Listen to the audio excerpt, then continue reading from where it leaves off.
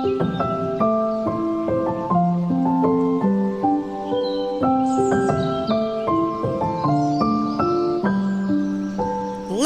la la la la la la la la la la la la la la la la la.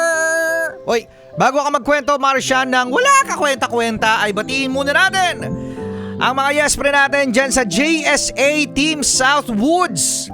Yan, Landicha family sa Silang, Cavite. Maraming salamat for tuning in at sa mga yes pre natin dyan sa may STI Santa Mesa. O, mamaya ay lilipad ang aming team. Lilipad ang team ng Yes FM dyan sa may STI Santa Mesa para i-welcome yung mga estudyante. Magpapalaro kami dyan. Hello sa inyo dyan. Okay, so sige Marcia, magkwenta ka na. Ito na mga bata, ito na mga yes friends at si Megan.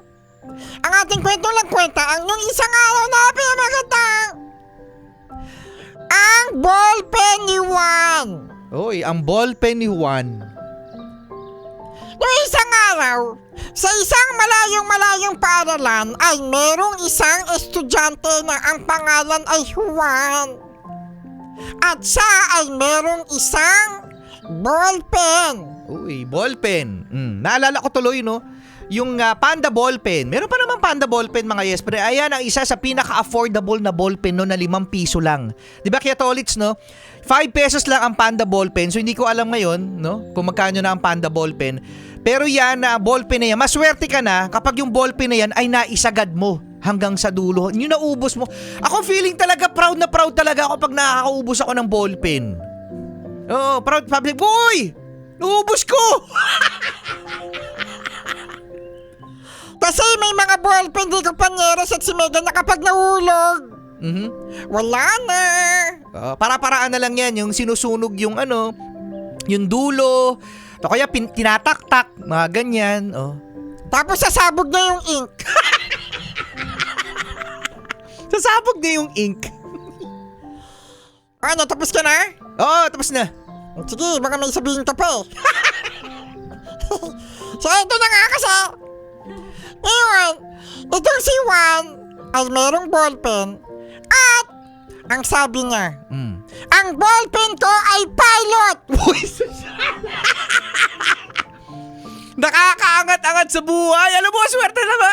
Yung mga estudyante nakapilot. Mahal-mahal niyan. Pero iba talaga gumuhit yan. Yung pilot ballpen na yan. Talagang ang smooth. Unlike ng Panda.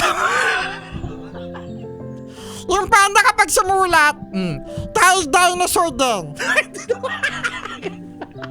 Pero in fairness naman kasi, depende naman yan sa quality. Siyempre, yun yung binayaran mong quality ng ballpen. So, siyempre, maganda ang sulat. Ano ba yung mahal na ballpen? Parker! Kaya nawala yung ballpen. Nawala yung, alam mo, lagi ko sinasabi kay Sexy Mega, nawawala yung Parker ballpen ko dito sa office. Ganda-ganda na sulat na yun. Nawawala. Martian! Ano ako pag-iibitan mo? Labas mo na yun! Bala ka dyan.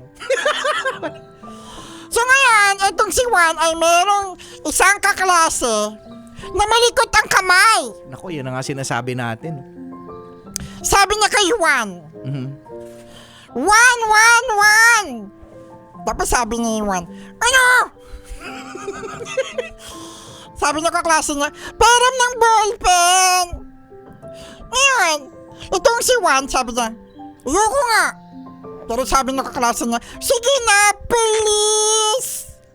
Pero dahil itong si Juan ay marupok, pinahiram niya yung ballpen niya sa kaklase niya. Uwian na. Naku, yan na, uwian. At kinabukasan ay biglang nalaman ni Juan na nawawala ka ng ballpen. Ang sabi niya sa kaklase niya, hoy! Nasaan yung ballpen ko? Sabi ng kaklase niya, uy, sinuli ko na sa'yo. Sinuli ko na sa'yo yung ballpen na. Pero si Juan ay walang maalala. Naku, yan na nga yung sinasabi. Di ba misa parang nagda-doubt tayo, no? Sinasabi natin na, sinuli niya ba? Di ko maalala kung sinuli niya na. Kasi minsan parang naano din natin yan eh, no? Na nawawala sa isip natin na sinuli. Pero sabi niya, pinipilit ng kaklase niya. Sinuli ko na sa'yo, nilapag ko dyan. Sabi, ay salamat ah. Pero si Juan ay nagpupulilit na sinabi niya na, hindi mo sinuli sa akin. Meron tayong quiz mamaya.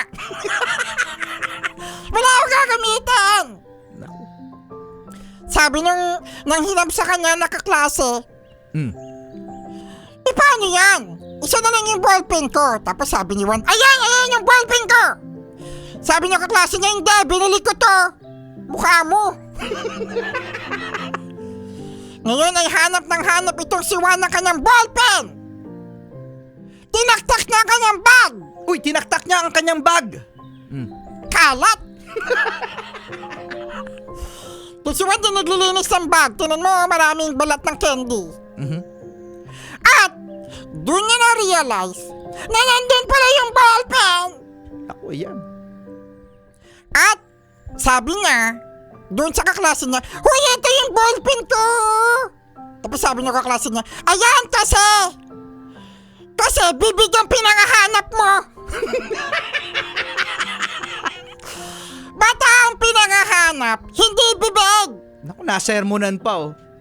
Kaya mga bata, kapag kayo ay nanghiram ng gamit, ipaintindi nyo doon sa nanghiram na sinuli nyo.